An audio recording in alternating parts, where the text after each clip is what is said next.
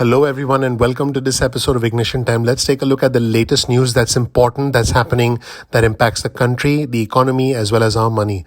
The DC Metropolitan Police Officer, Michael Fanone, who was injured on the 6th of January, actually met with House Minority Leader Kevin McCarthy. In fact, CNN's Manu Raju specifically asked Fanone how McCarthy responded when he was asked to make denouncements about what happened on January 6th. Fanone said McCarthy told him that he would address it on a personal level with other members of the House, and Fanone said that wasn't enough. Let's roll the tape and watch what the police officer said. Remember, this is a DC Metropolitan Police officer who was injured on the 6th of January. Let's roll the tape and watch, and I want you to be the judge.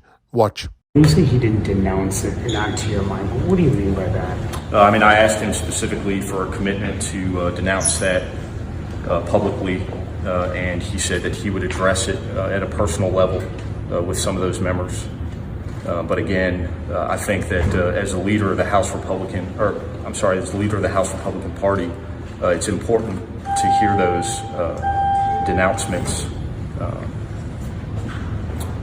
publicly. In the meantime, folks, Republican senators are furious over President Biden's new approach tying the infrastructure bill to the reconciliation package. Here's the headline of an article on your screen from the Washington Post.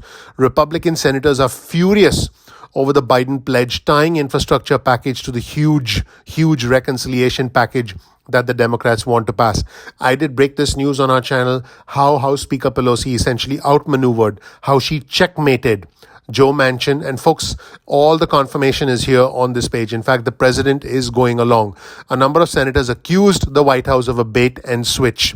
So basically what's going on is that President Biden said of the bipartisan deal, if this is the only thing that comes to me, I'm not signing it. It's in tandem. In other words, the president said he would not sign the $973 billion measure unless lawmakers also sent him a separate reconciliation bill expected to include democratic priorities such as childcare, education funding, and climate action. A lot of Republicans said that the White House's stance came as a surprise to them and could unravel the entire bipartisan agreement. Here's a quote from Senator Lindsey Graham from South Carolina. He said, "No deal by extortion." In fact, Lindsey Graham actually tweeted this. He said, "No deal by extortion." Let's show you Lindsey Graham's tweet on your screen. "No deal by extortion.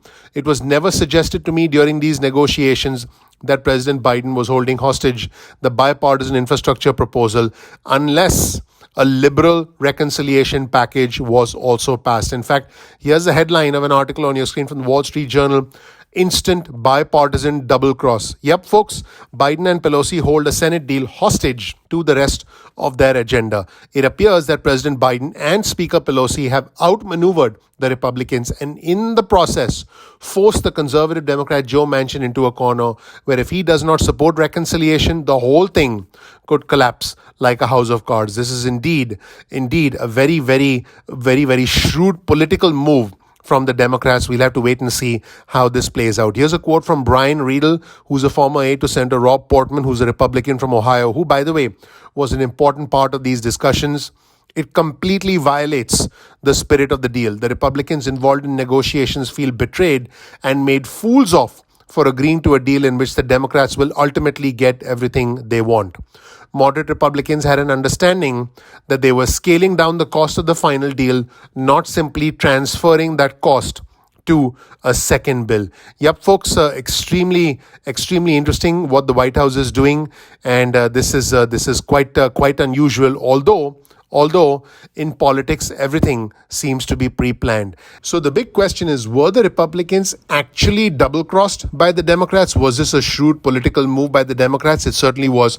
But were they actually double-crossed? Were they actually blindsided? Well, folks, the truth is that the Republicans knew all along that the infrastructure package would include both a bipartisan deal as well as a reconciliation bill. Now, of course, because politics is about timing, opportunity, tribalism, and perception, the Republicans are crying from the rooftops that they were blindsided. Well, folks, let's take a look at some gaslighting from the Republican Party. This is a prime example of politics at work. Let's look at this tweet from the Democrats, which says, "This is peak gaslighting by the Republican Party. They knew the two-track plan all along, but now they're claiming they were caught off guard. Folks, the Republicans are claiming about shenanigans, claiming about being double-crossed, but let's take a look at this video clip and you'll realize that the Republicans knew the reconciliation bill was coming all along. But of course, politics again is about timing, opportunity, tribalism, us against them, and perception. Let's roll the tape and check out all the gaslighting from the Republicans. Let's watch. I'm not suggesting Democrats aren't going to try it by reconciliation. I'm sure they will.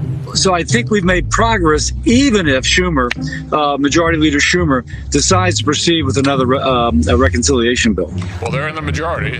They don't need my permission. Whether they'll try another reconciliation on some other subject is really up to them. If you want to force the rest of the package on Republicans in the Congress and the country, you could certainly do that.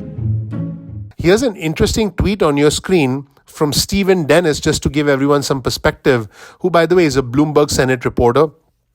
Dennis reports the last time an infrastructure deal collapsed, it was because Trump walked out because he was upset about other things. That was supposed to be a $2 trillion deal. So, folks, you can see what's going on behind the scenes is that the Democrats, specifically President Biden and House Speaker Pelosi, have essentially created a situation in which they now hold all the cards, and they essentially have put the Republicans, specifically the Senate Minority Leader Mitch McConnell and the conservative Democrat from West Virginia, Joe Manchin, on defense. Now, if you thought that was interesting, let's jump to the truly bizarre.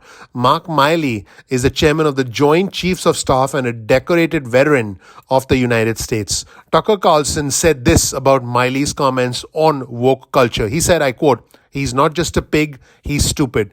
Pretty incredible, pretty unbelievable. Let's roll the tape and hear from the bizarro Tucker Carlson. Let's watch. Of being, quote, woke.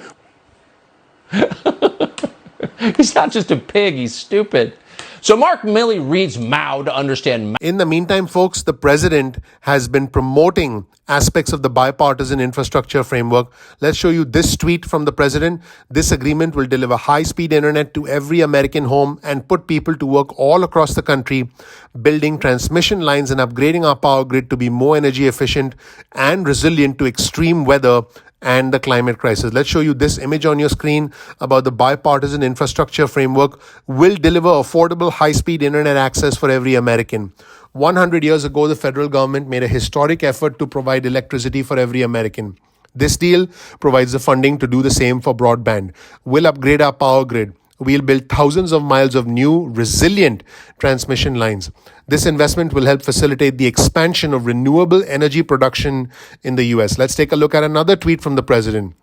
The bipartisan agreement represents the largest investment in public transit in American history and the largest investment in rail since the creation of Amtrak. It will put Americans to work in good-paying jobs, repairing our roads and bridges. Let's take a look at this framework. What's in the bipartisan infrastructure deal?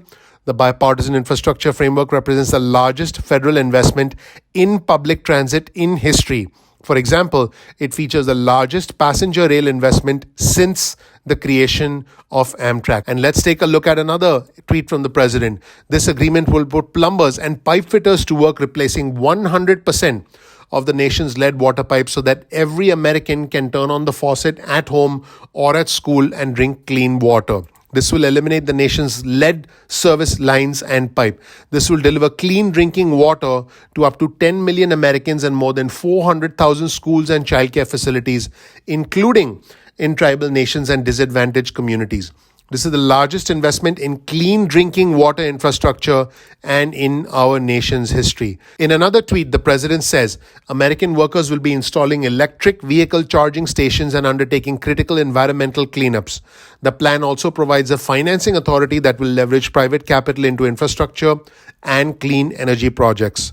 The bipartisan infrastructure framework will build a national network of electric vehicle chargers.